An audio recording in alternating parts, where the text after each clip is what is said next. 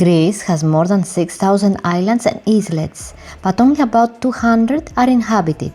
So if you are thinking about island hopping in Greece and feeling overwhelmed by all the options, don't worry, I've got you covered. Hi, I'm Priscilla, a local here in Athens, and in this video I will walk you through everything you need to know before hopping in the Greek islands. From ferry tips and planning the perfect route to when to go and how much it really costs. Let's make your dream island adventure stress-free and unforgettable. Before we dive in, if you want extra help planning your trip, I've put together a 190-page digital guide called the Ultimate Guide to Greek Island Hopping, available through the link in the description below. It covers everything from how to choose your islands and book your ferries to where to stay and detailed itineraries for all travel styles and budgets. If you're looking for a stress-free way to plan an unforgettable island hopping adventure, this guide is for you. So let's start with the basics, understanding the different island groups, because where you go really shapes the whole experience. Greece isn't just one group of islands, it's several, and knowing the difference can help you plan smarter. Let's start with the Cyclades, probably the most iconic group. These sun-bleached islands like Santorini, Mykonos, Paros and Naxos are famous for their postcard-perfect villages, dry landscapes and some of the best beaches and nightlife in Greece. To the southeast are the Dodecanese, including Rhodes, Kos and Symi. These feel a bit more colorful and historic, with medieval castles, pretty harbors and a mix of influences from their past.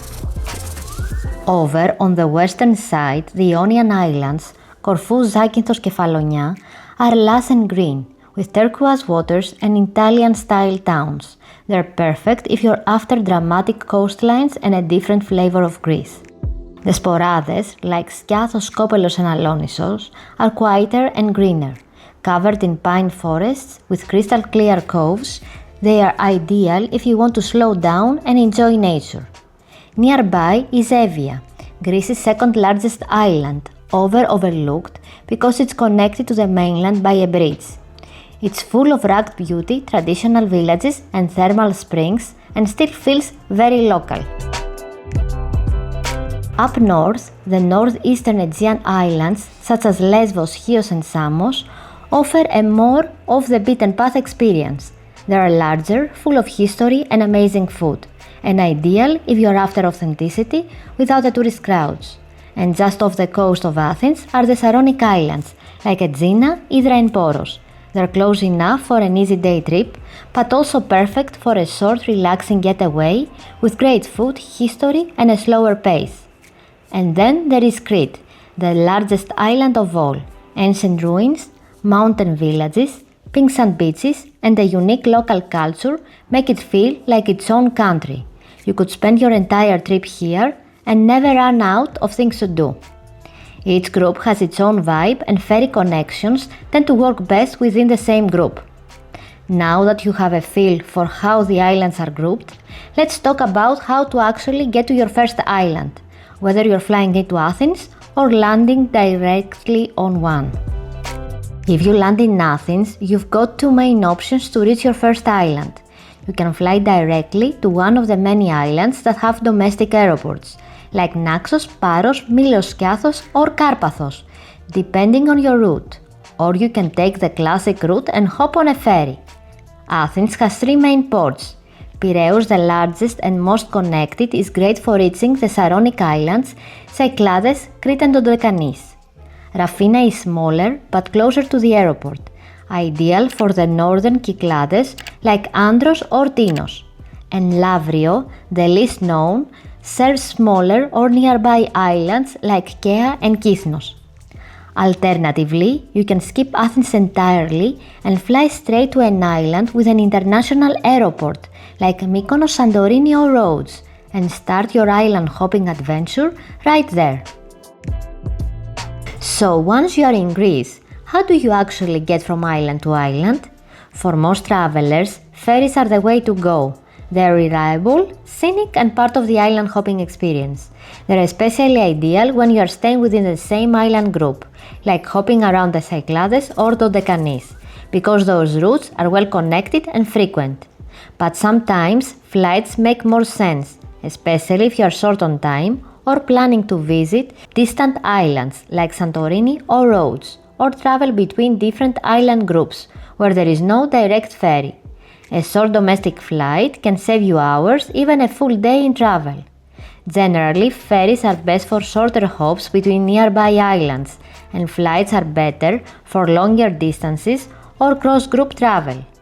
If you're taking the ferry route, which most travelers do, let's quickly go over the types of ferries available and how they are different. Not all ferries are the same, and the type you choose can really shape your travel experience. You've got the conventional ferries, which are big, steady, and usually more affordable. They take longer, sometimes double the time of a high speed, but they are comfortable, less affected by strong winds, and great if you are prone to seasickness. You can walk around, grab a snack, even sit out on deck and enjoy the sea views. Then there are the high-speed ferries and catamarans, which are faster and more modern, perfect if you are trying to save time, but they can be pricier and they're smaller, so you will feel the movement of the sea a bit more. Also, in really windy weather, they are more likely to be delayed or cancelled. If you are bringing a car or motorbike, you will need to go with a conventional ferry. Most high-speed ferries don't take vehicles. So you've picked your ferry. Now let's talk about how to actually book your tickets and what platforms I recommend using. Booking ferry tickets in Greece has become a lot easier, and if you are planning to hop between islands, I always recommend starting with Ferry Hopper. It's one of my favorite tools. You can see all the available routes, check prices, and even compare different ferry types. What I really love is their map feature. You just click on an island and it shows you exactly which other islands are connected to it. It's such a helpful way to plan your route and figure out where to go next. Once you've figured out your trip, you can either book directly through Ferry Hopper. Alternatively, you can book it through the ferry company's own website. Some of the main ferry companies in Greece include Blue Star Ferries, Sea Jets, Hellenic Seaways and Fast Ferries. All of them serve different island groups and routes. You can also buy tickets in person, either at a local travel agency in Greece or right at the port. Just keep in mind, in high season, it's really important to book ahead. Ferries can and do sell out, especially the high-speed ones, or if you're traveling with a car. When booking, you will also see different seat types. Economy deck seats are the most affordable, but they are unassigned, so you just find any available spot, often on the open deck or in shared indoor areas. If you want something more structured, go for airplane-style seats, which are numbered and reserved. Some ferries also offer VIP seats with more space and a quieter atmosphere.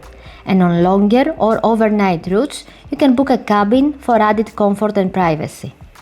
And that brings us to the next key question. When should you book your ferry tickets to avoid stress and sold-out routes? If you're traveling in high season, especially late July through August, during Greek Orthodox Easter, or on popular long weekends like Pentecost, it's best to book as early as possible. Ferries to popular places get booked up fast, especially the high-speed ones and routes that take vehicles. Most ferry companies release their summer schedules around March, so that's a good time to start planning if you're visiting between May and October. If you're going to quieter islands or traveling off-season, you will have more flexibility, but even then, booking a few days in advance can save you stress. And remember, ferry schedules aren't always daily, especially on smaller islands, so it's a good idea to lock in the main legs of your trip early and leave room for flexibility in between. Speaking of planning, let's talk money. How much do you budget for ferry rides or island flights? Ferry ticket prices really depend on the route and the type of ferry. For shorter routes on regular ferries, you might pay around 20 to 40 euros, while high-speed ferries can go up to 70 euros or more. Flights between islands or from Athens usually range between 50 euros and 120 euros one way, sometimes more in peak season, sometimes less if you book early or catch a deal. Either way, the sooner you book, the better the price and the more options you will have. Once everything is booked, what actually happens on travel day, here is what to expect when boarding your ferry. You should plan to be at the port at least 45 to 60 minutes before departure, especially in busy ports like Piraeus or during summer. If you booked your ferry online, most companies now offer e-tickets, so you can just show the barcode on your phone at boarding. But some ferry operators still don't support electronic tickets, which means you will need to pick up a printed ticket before departure.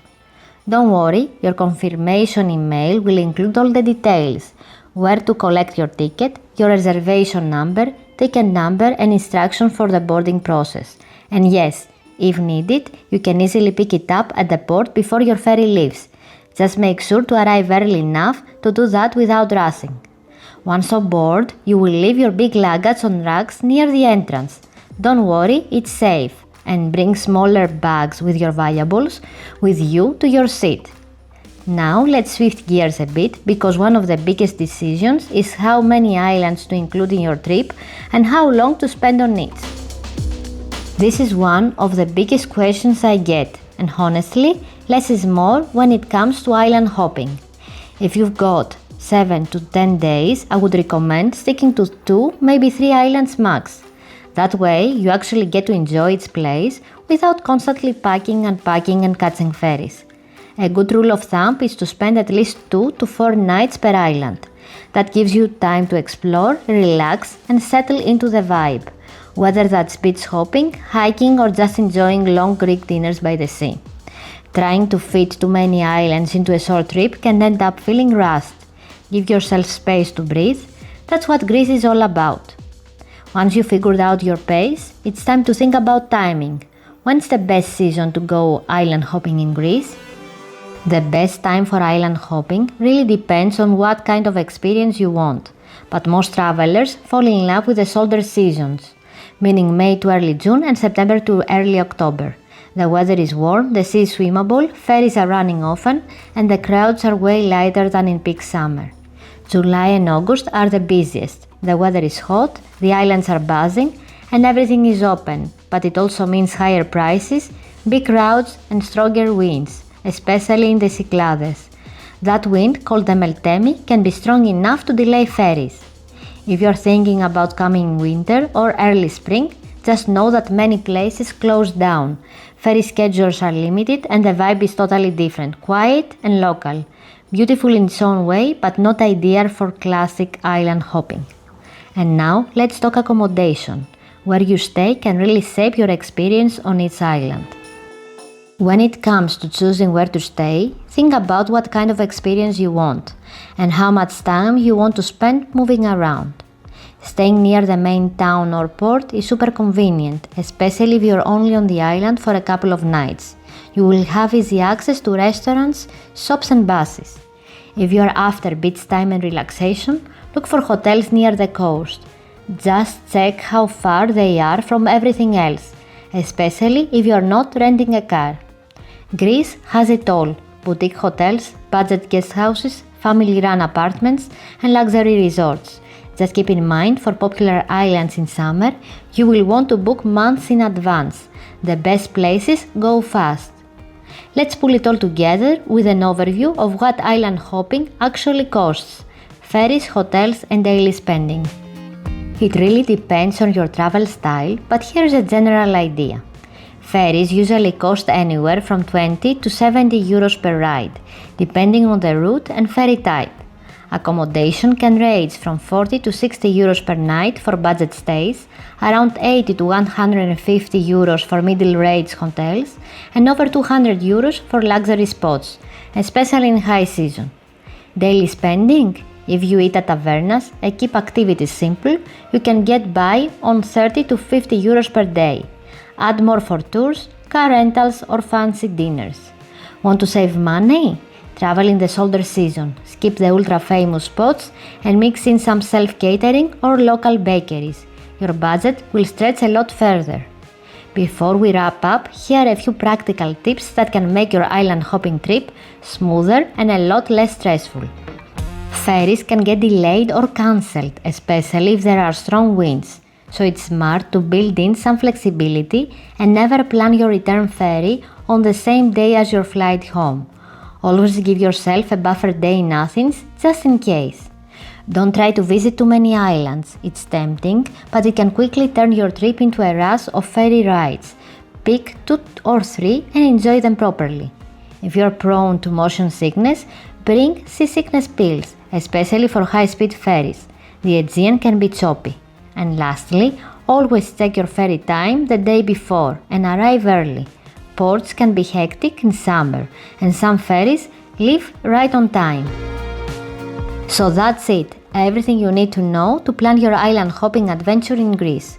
And if you want a little extra support while planning, don't forget to check out the ultimate guide to Greek island hopping, my 190-page digital guide packed with detailed itineraries, planning tips and insider advice to help you make the most of your trip. The link is in the description below. If you found my island hopping guide helpful, give it a like and subscribe for more Greece travel tips. Let me know in the comments which Greek island is on your bucket list. Thanks for watching and I will see you in the next video. Bye!